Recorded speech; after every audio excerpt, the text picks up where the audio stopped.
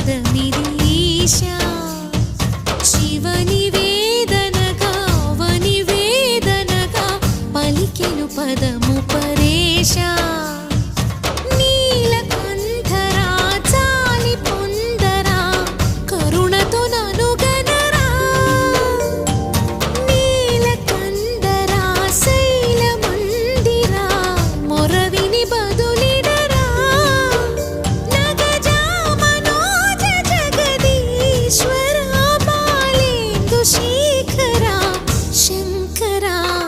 భరత వేదముగ నిరత నాట్యముగా కదిలిన పదమిది ఈశా